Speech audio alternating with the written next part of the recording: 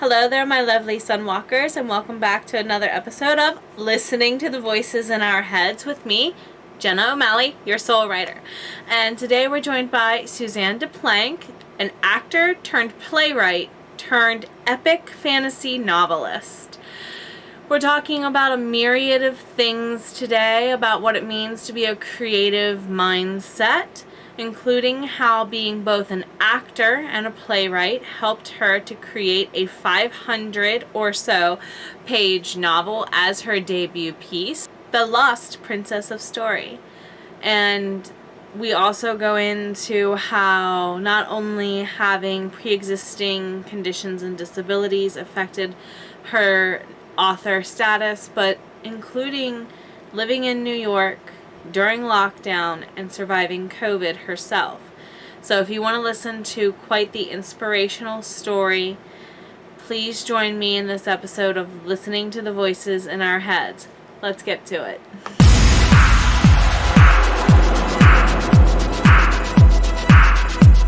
Thank you for joining us again there, my lovely sunwalkers, for an episode of Listening to the Voices in Our Heads. And who do we have with us here today? Hi, thank you for having me. My name is Suzanne de Planque, and I'm a writer. I live in Brooklyn, New York. And so I'm going to be here today talking about my new book, which just came out a couple weeks ago. I did not pursue writing my entire life. I actually started from a background as an actor, and I was a professional actor for years. My husband also works in theater. He is a theatrical designer. Wow. And he does Broadway shows, rock tours, like that sort of stuff. He works for probably the biggest company that does that in the country. So that's what I did for a long time. I was an actor, and I did the whole New York actor thing. And I switched into writing actually because of an accident. I was in a play. I was playing the Dormouse in Alice in Wonderland, and I fell out of a giant teacup. I know it sounds ridiculous. It sounds painful. I broke my neck. Yeah. It sounds painful. It was horrible. It was funny at the same time. And fortunately, it was like a dress rehearsal because like they carried me out on a backboard in the mouse costume. And like, all I could think of was, I'm so glad there are no children here, because that could have been so frightening to like a little kid. Like, what happened to the mouse? Right. And then on the other hand, you would have my brothers who would have been just losing their minds, laughing their heads off too. So you would have had the whole spectrum of utter chaos. Exactly. That was dress rehearsal. Yes, it was. And so obviously I couldn't continue with the show. I broke my neck. And as I was going through the surgery and the rehab and everything, the doctors really kind of came down hard and were like, we put titanium in your neck, but if you were to fall again, and acting is such a physical profession. And people don't realize that.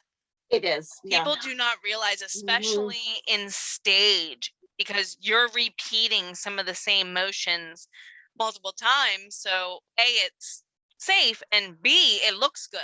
And people don't realize that's the order. A, it's safe. B, it looks good. So exactly. But accidents happen. I know. It's several years back on Broadway when they were doing Spider-Man fell. Yes. And they were afraid he would never walk again. And fortunately, he was fine. But yeah, it is a physical job. And it was heartbreaking to me that I couldn't do it the way that I used to anymore. But I've always been a reader. I've always written for myself. And so I moved into writing at that point. I became a playwright, and my plays have been commissioned and produced in New York and all around the country. Congratulations. And thank you. It really was like that Make Lemonade moment, like this big, huge thing. But how can if I can't have what I want, how can I have the next best thing? Correct. And so I was a playwright for many years, and it's been a dream to write novels. I think that there's all different kinds of writing, but there's something super special about writing a novel, writing a big long story that you Agreed. share, you know? You go on a journey. You really You do, do. with your You do. characters and your readers. You do. And it was interesting because I did some writing. I almost published a novel several years ago, and then the editor I was working with went to grad school. I got pregnant, this, that, the other. Life I sort of shelved happens. it. Life happened, yeah. But when I was doing that, I was taking some writing classes, and one of my writing teachers was like, it's really fascinating that you come from this background where you've written plays and screenplays, because I've also written indie movies, because she said, your writing is so internal. And as a screenwriter, as a playwright, it's just that dialogue on the page. So Correct. where does that internal come from? And I was like, oh, you're forgetting I was an actor. You're Mhm. forgetting. Actors who play their roles well do so because they literally see it in their heads. Mhm. Absolutely. Literally. And so I bring that to my writing. It helps me to really get inside my characters. And then, so I was a playwright, and then the world changed again. You know, I think we all went through this massive change with COVID and the lockdown. And March 13th scares some people now, I hear. We just Mhm. had one last week, and a couple of my former students jokingly said on Facebook, I kind of don't like Friday the 13th as much as I used to anymore. Oh, yeah. So I hear you. What happened That's when it changed. change-wise for you? Well, I live in New York City, and I know everyone saw in the news that New York City shut down. We became a Hotspot, ghost basically. town. Yeah. So that was the first thing. And I think when you live so close to each other, it's different than other parts of the country, This is just true. in terms of the fear of it spreading. When you think about rush hour every morning, getting on that subway, and you are literally crammed this close with everybody else, everyone was terrified. And it became a ghost town. So first that happened. And then within 10 days, I had COVID, and I had it really, really badly. And Thank goodness you're still with us, for sure. I'm very lucky. I'm very, very lucky to be here. And just that experience made me want to do the things on my bucket list, made me want to write those novels, made me want to do this stuff. You know, it made me very aware of life is not forever, and time is important, and those big things. And so, yeah, I was bedridden. I was bedridden after COVID for months. I have long haul symptoms. I had heart damage and lung damage. And so my whole life, it was like, I'll do this when I have time. I'll do this when I have time. Now I had time, but I couldn't do anything. Correct. And so we often say, kind of even, I'll sleep when I'm dead. No, Yeah. no, don't live your life like that. This is proof you shouldn't, because Mhm. I remember you saying to me, you wrote your first novel from bed. And I'm like, Yep. wow, at least you had something to stay productive, but it's not like you wrote all the time either. No, but I did write it very, very fast. I could not sit up for long periods, so I couldn't just do the whole thing and went, but I wrote it. It's 519 pages. It's a big epic fantasy book. I did it in 3 months. Huge. Oh, it was wow. It was so long. It was like, I'm putting everything in this book. And then I was like, okay, it can't really be over about 520 pages, even as epic fantasy. So I cut and cut and cut and saved stuff for other books in the series. But yeah, I think that it was that combination of I physically couldn't do a lot, and that relief at I had made it through, and I wanted to do something, and it all went on the page. And I've written before. I've even, I'd written a novel that almost got published, but this is different from anything I've ever written. I think it's more visceral. I think it's more emotional. I think that, I don't know. I was I've lived in New York my whole adult life, but I grew up in Virginia. And at the time I was growing up, it was still kind of Southern and Northern Virginia. It's not anymore. No, it's not. I live about an hour away from Northern Virginia. I can attest. It is very Baltimore metropolitan Mhm. area now. It has been sucked into that Baltimore, it has. DC mentality. Mhm. And I was born in Baltimore, so I think I know what that looks like. Oh, you do. You do. Yes. So go ahead, hon. No, I was just saying that I think I'm a little older than you. And when I was growing up in the late 70s and 80s, it was still pretty Southern. I was raised to be, a quiet, polite Southern lady and all of that. And I don't know. I think that the scare of COVID and just all sorts of different things, that I am less likely maybe to censor every thought and every word that comes out. And I think that that has changed my writing dramatically. I feel that way as well. There's some times where here lately I'm editing my second book and going back and redoing my first book a little bit right after, but I'm also drafting my third book. Mhm. And two of the characters are just vicious. Do you feel like you have a greater permission now to let your characters wear their mouths on their sleeves, not so much their hearts on their sleeves, if you know what I mean? That is a wonderful way to put it. I've never heard someone say that, but yes, I totally see what you're saying.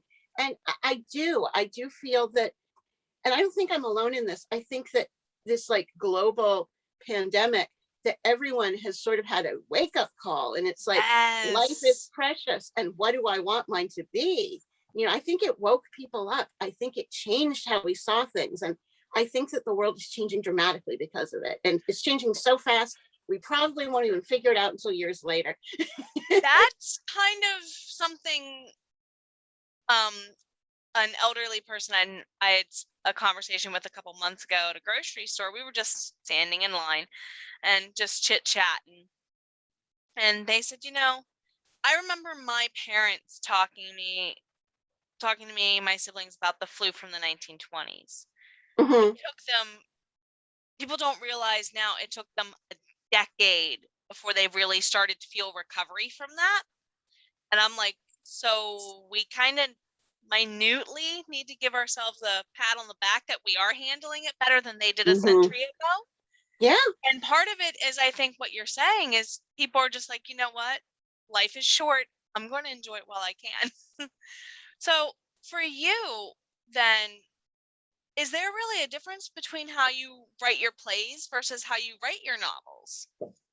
I think it's so different because when you're writing a play, you're dealing with as the playwright, you're dealing with dialogue. That is really your tool. And that helps me as a novelist, because having spent years first as an actor and then as a playwright, I think it really does help. But it trims everything out.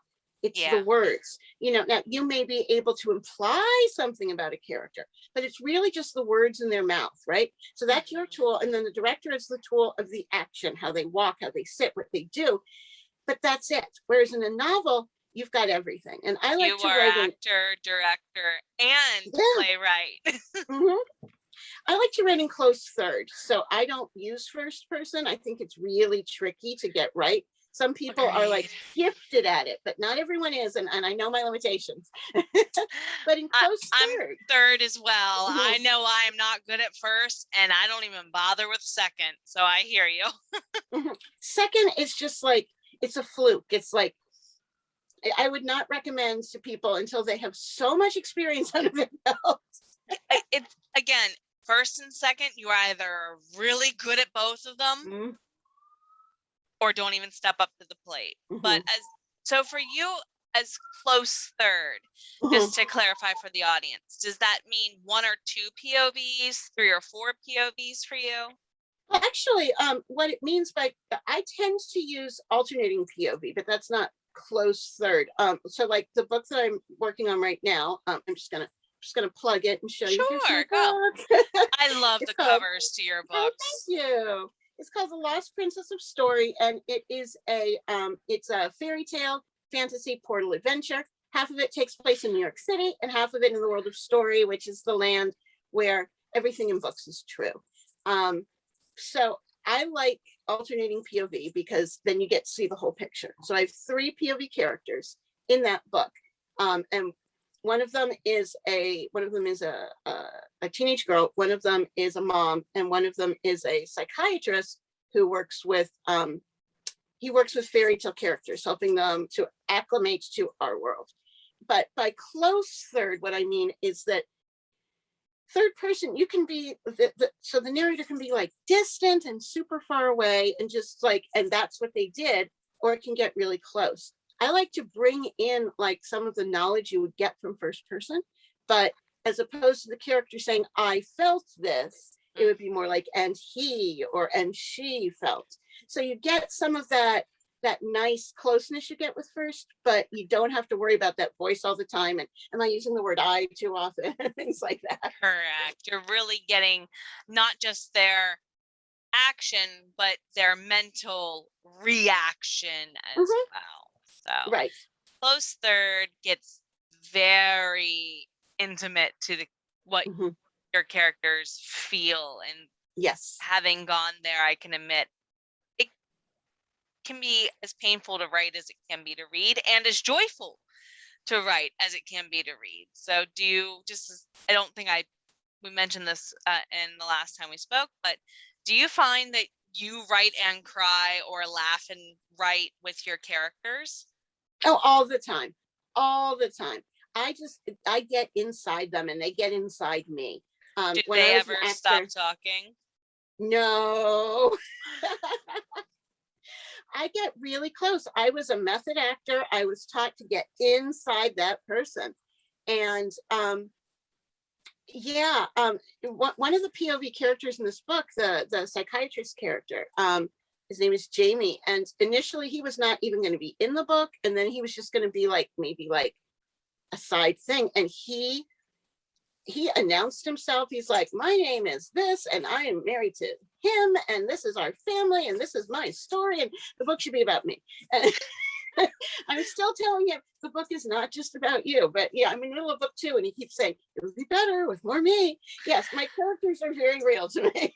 That sounds like my French vampire Frey. It would be better if there were more of my fabulous self. Okay, honey. Let's tone it down a wee bit. But it's just like they're so real. And I think that as authors that we have to keep an eye on it because we have to see the big picture of the book. But I think we should also let ourselves be led a little bit because we can discover things. And whatever you want to call that, if you want to call it getting inside your character's head, if you want to call it your subconscious, whatever you want to call it, I do think that like, even when we're not writing, the process continues. Even when we're doing other things, that in the back of our mind, it keeps cooking and going. So in light of, especially with cases being back on the rise, and hopefully not more, but more restrictions potentially coming back, do you see yourself leaning more into novel writing and not so much playwriting then in the future? Absolutely right now. I have to be really careful, and I don't know what it means long term, but right now my doctor's recommendation is just don't leave the house. Just don't, unless you can go out and take a walk, don't be around people, but other than doctor's appointments, stay home.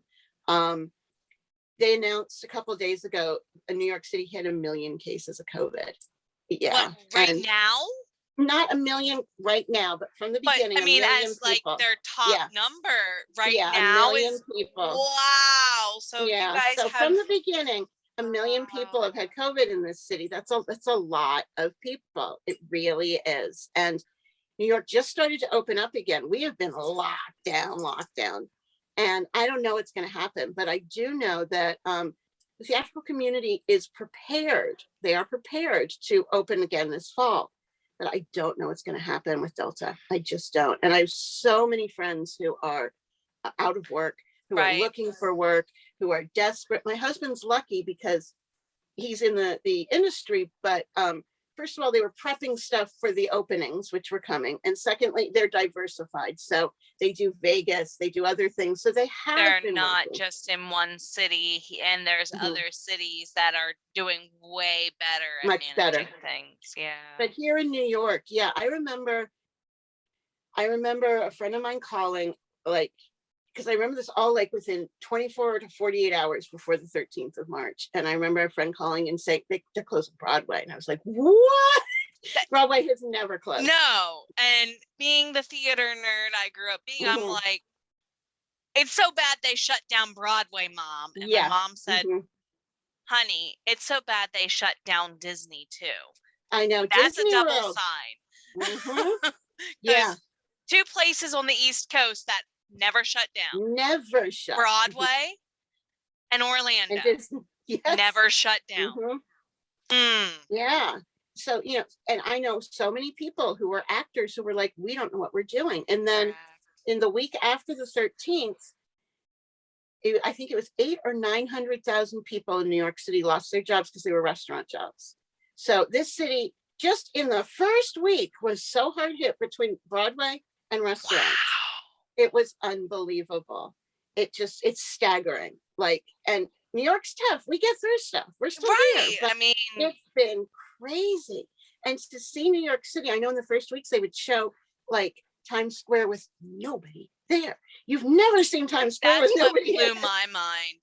It even like right after the ball dropped on New Year's and everyone's run back to their hotel or wherever to keep partying, it's still not. It's still crowded.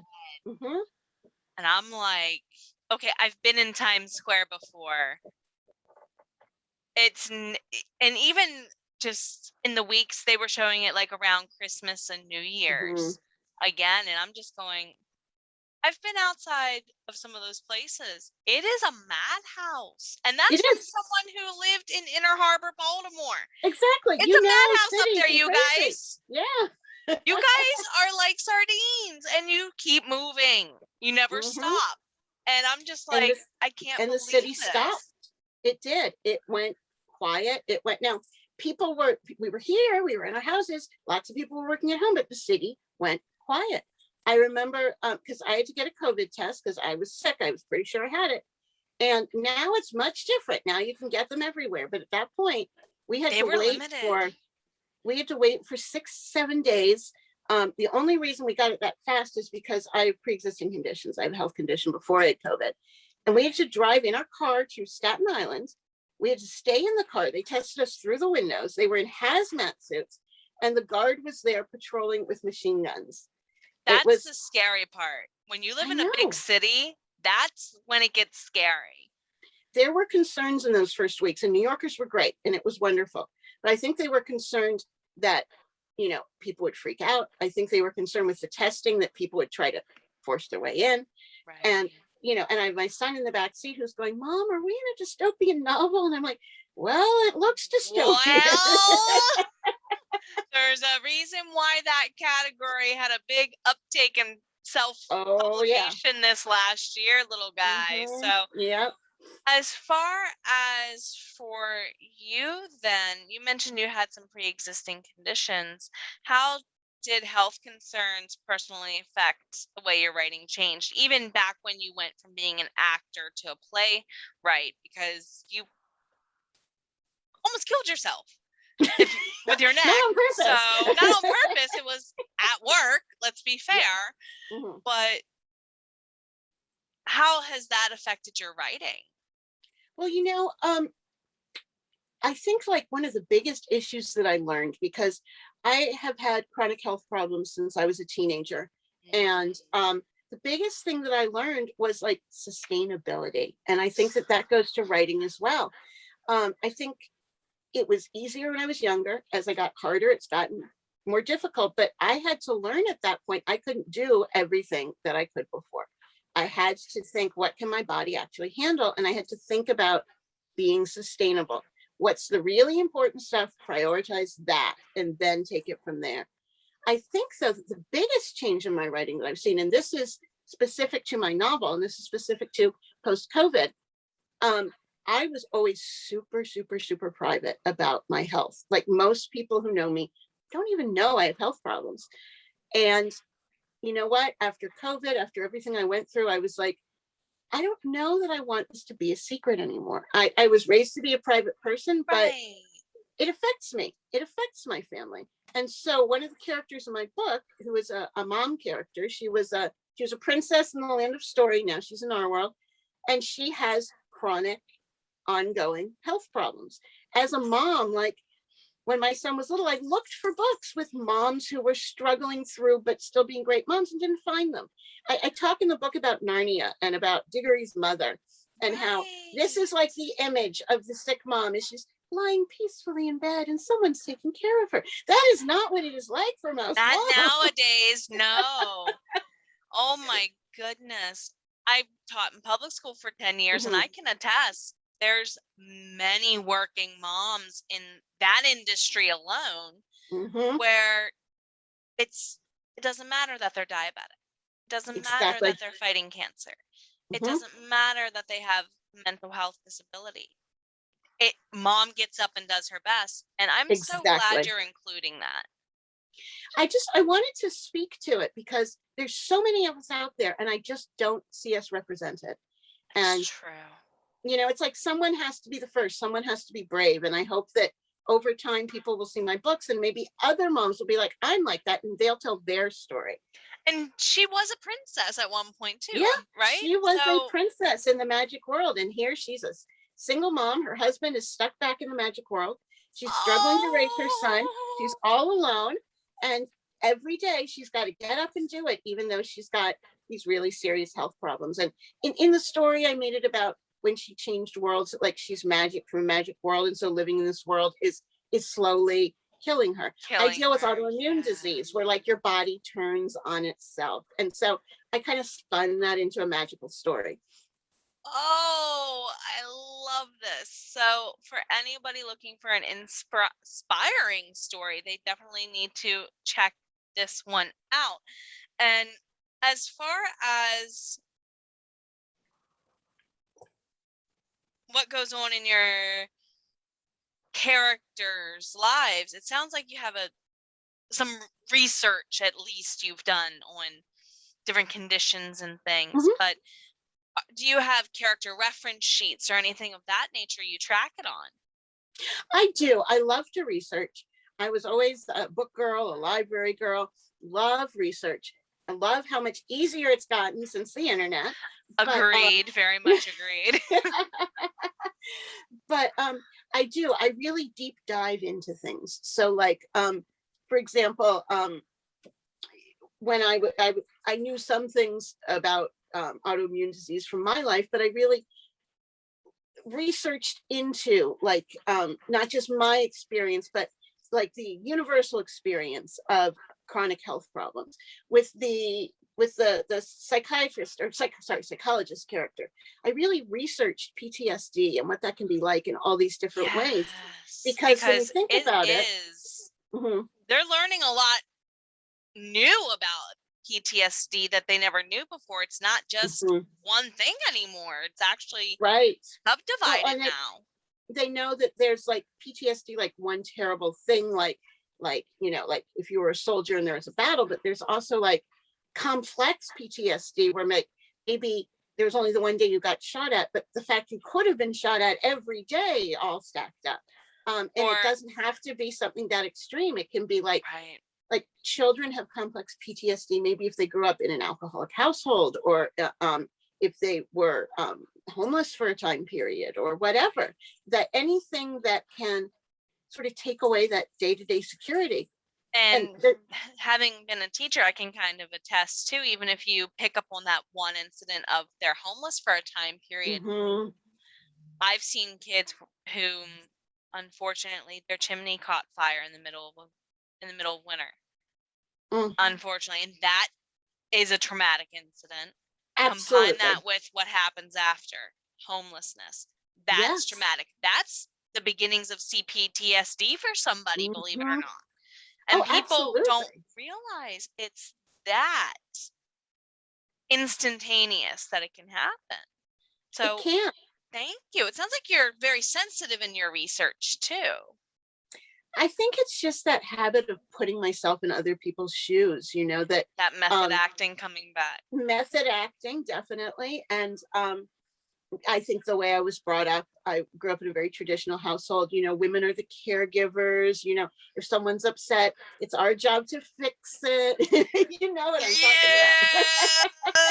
I'm the youngest of 5 and the only girl, and there's 20 years Oh, yeah. age difference between me and my eldest sibling. So You're the one that took care of your parents. Yep. I'm literally the one who got stuck taking care of everybody. That's why I became a teacher. Anyway. But also for you, why is it, you said you like to represent characters or people rather who might not feel like they have that representation.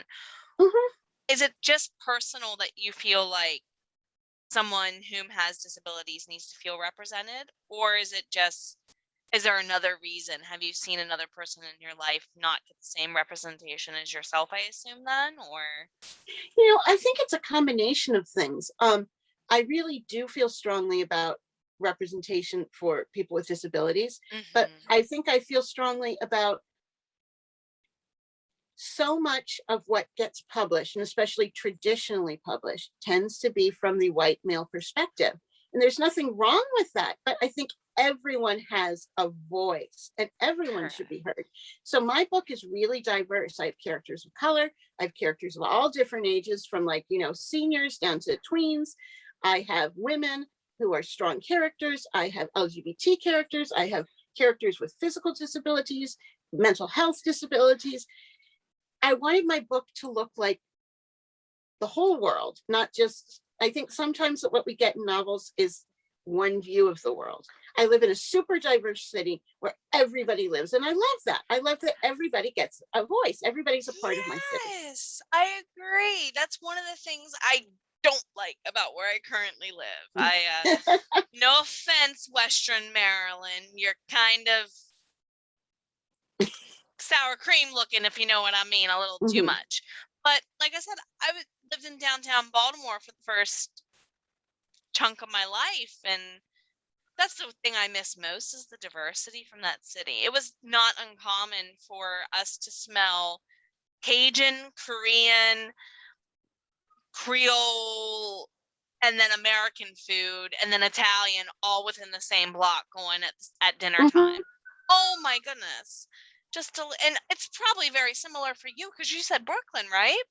Yeah. Now, where I live in Brooklyn, we live in Borum Hill, and we've been moving around for like the last 10, 15 years in Brooklyn because Brooklyn gets pricier and pricier and pricier. Yeah. We are lucky to be here. We had a landlord who was elderly who just wanted a nice family. And when he died, we're lucky that the new landlord is letting us stay for a while.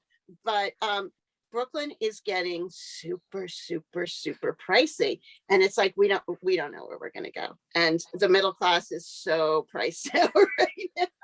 That's what I hear is happening to some of my family down around in Baltimore. The people who are moving to the county, because there's Baltimore City and then there's Baltimore County. And a lot of people don't know that outside of the Maryland area, but the county is getting almost more expensive to live in the city, and it's kind of the middle class is getting pushed out. Yeah, my husband grew up in Manhattan. He moved to Brooklyn after college. He went to NYU. I met him right after that, and we were real young when we got married. And we started out paying like $600 for a floor-through apartment, and we are lucky now. I'm not going to tell you what we're paying, but we're paying mid 4 figures for where we're living right now. It is a house, but yeah, and we can't do it forever. Cannot do it forever.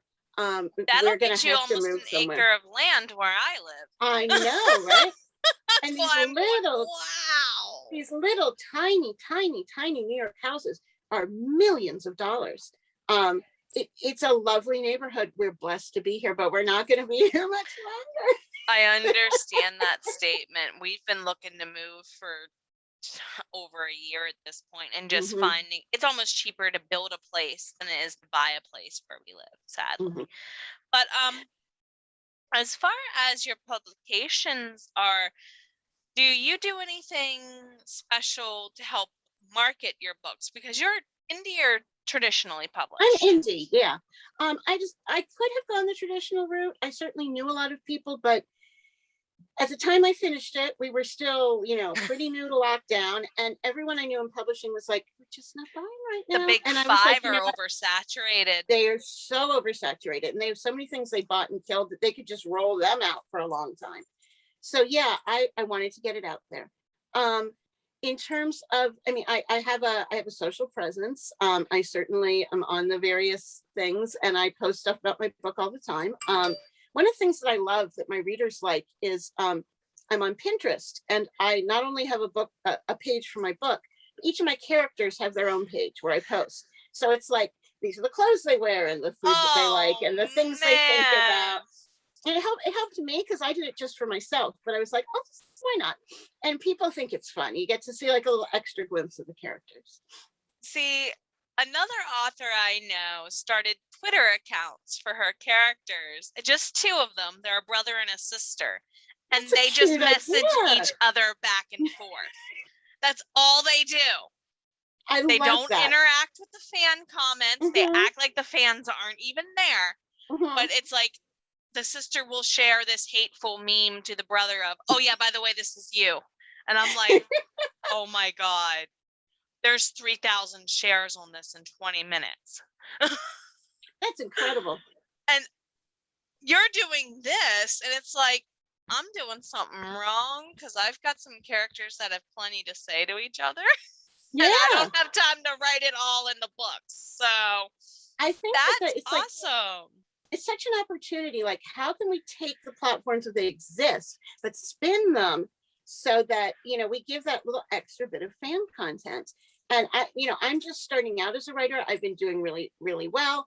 My, the people who are reading are very responsive. I'm just starting, and I find myself thinking, as this grows, how can I give them more? Because I love my books. When I'm a reader, I want to know everything. I love the authors who have like, what do you call it? Oh, I can't remember the name. It's with a P.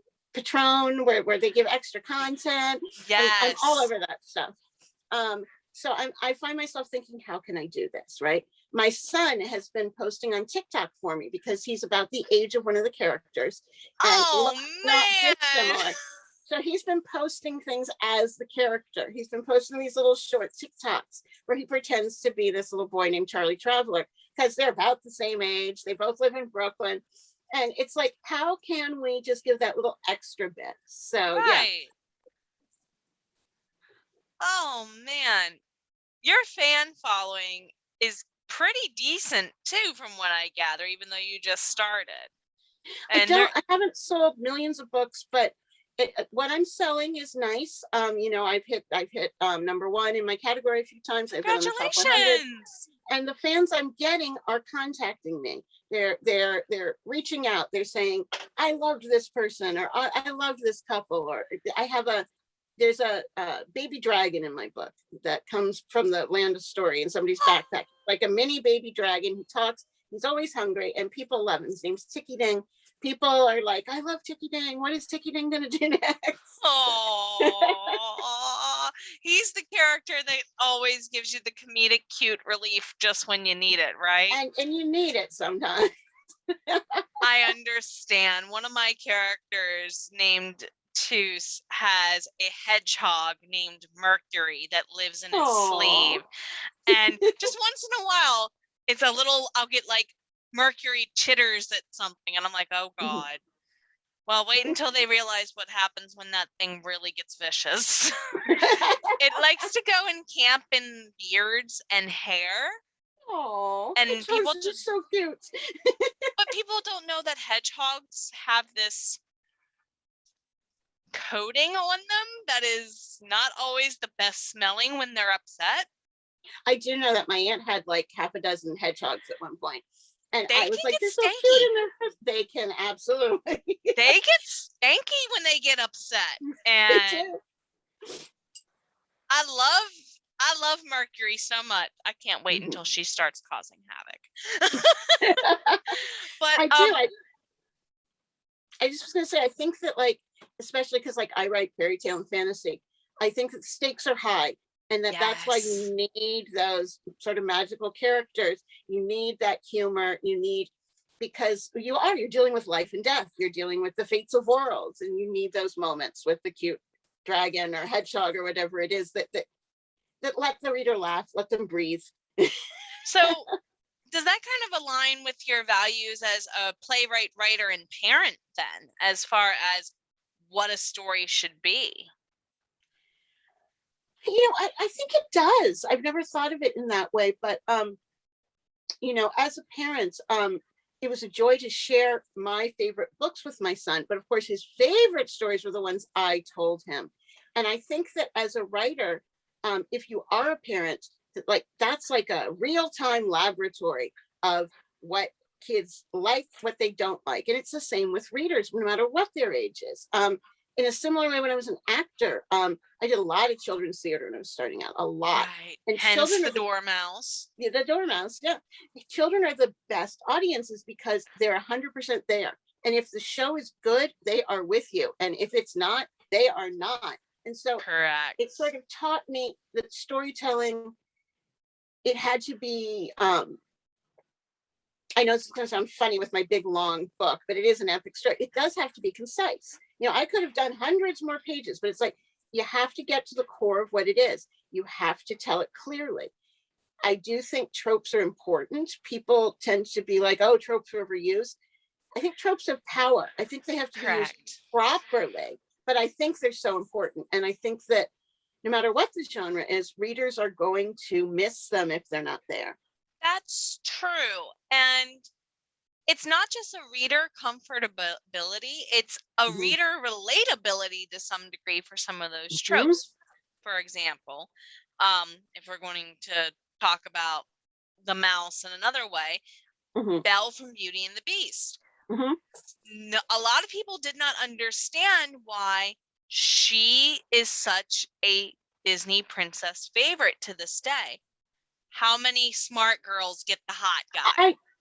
I know. When I saw Belle, I was like, it's a brown-haired girl who reads books. It's my movie. It's Finally. my movie. And how many? It's all the beautiful blonde princess. And Yes. yes, I remember it was like, it's me. They see me. It's my story. Yes. And I think that there's so many book girls out there. There's so many girls. Exactly. The smart girl gets the great The guy. hot guy. And The hot guy. And he was a people prince too, even argue though if she didn't know. people argue if it's a little Stockholm syndrome, and I'm like, some relationships are, and they're just fine, thank you very much. But at the same time, the reason she definitely stands out, and she kind of set the bar higher for the next princess after her even. Yes. Do you think Mhm. your own book did that for you, though?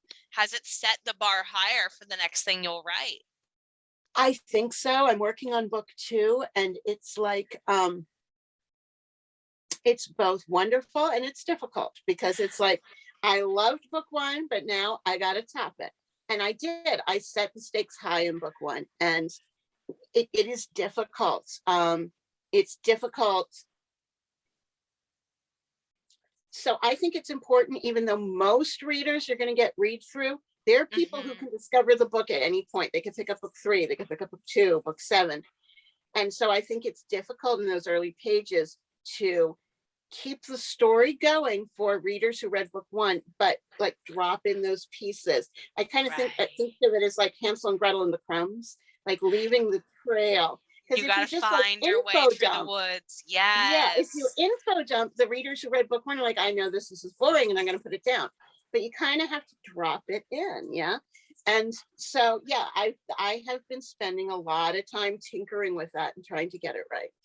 My Because son was like, Mom, you should just like put a link in the book that's like, if you didn't read book 1, go here to YouTube and have like a 2-minute story. And I was like, you well, can't yes, do that. no, but Y- he's such a, kids are always all screens, Right. right? And I can't explain why that, not for reading.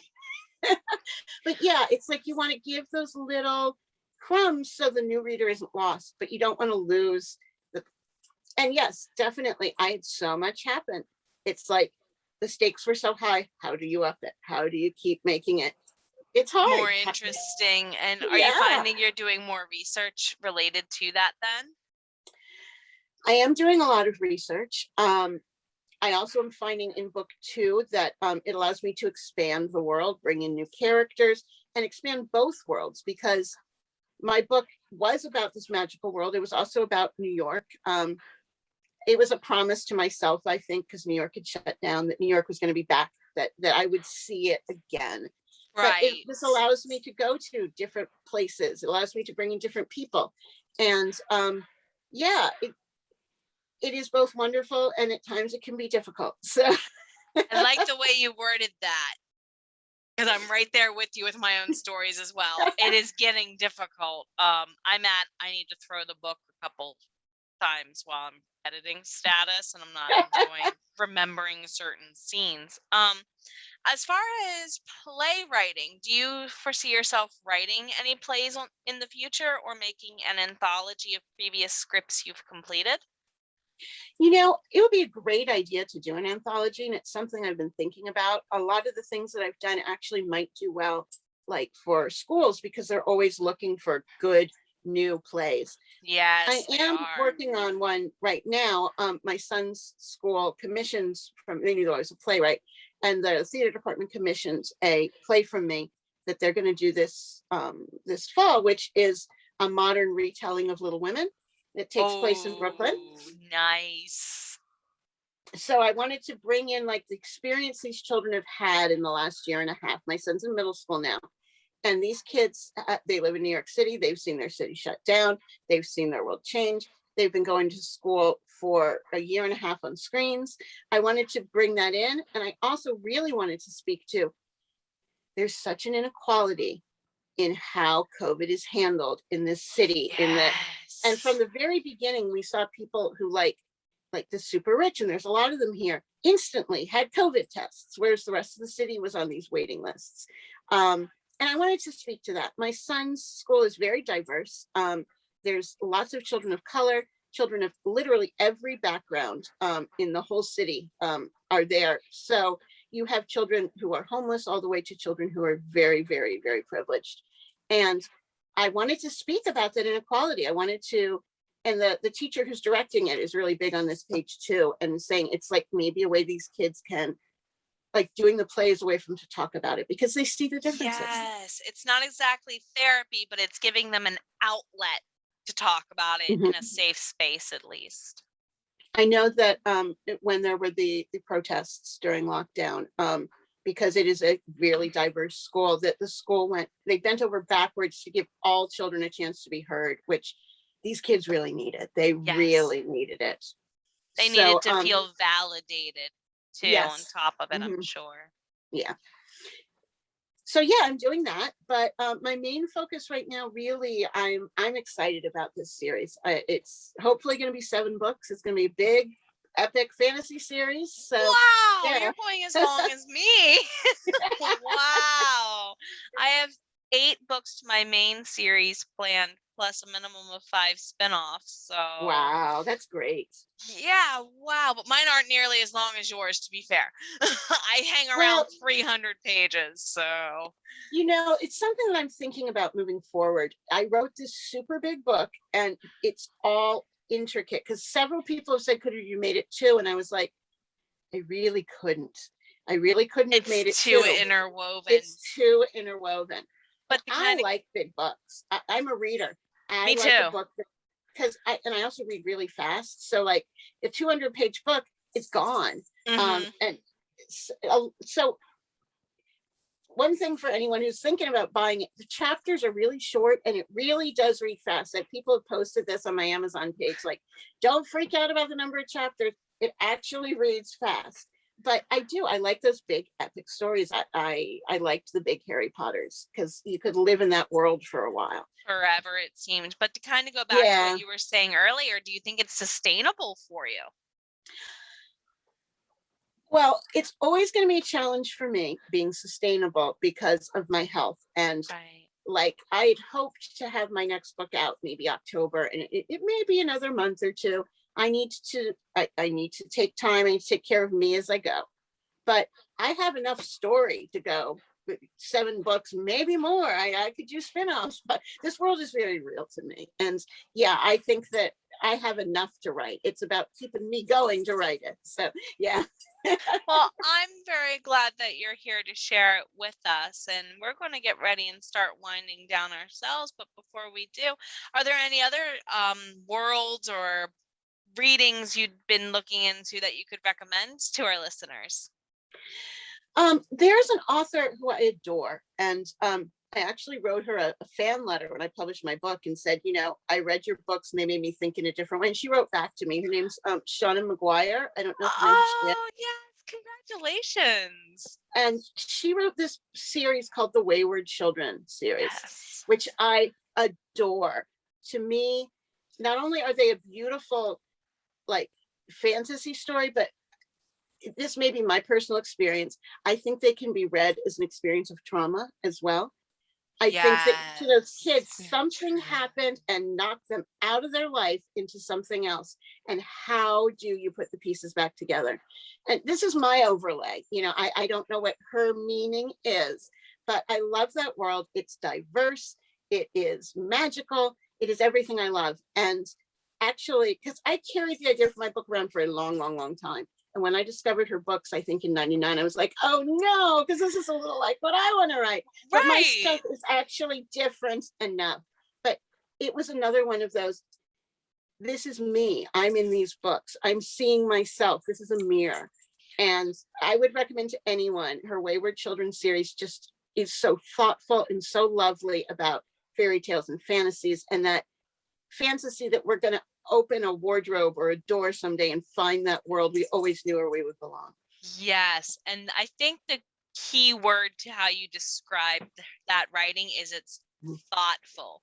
Yes. Nothing goes into those books unless it needs to be in those books. If it doesn't need to be said, it gets tossed out. So thank you so much. And did you have any questions for me today then, my dear?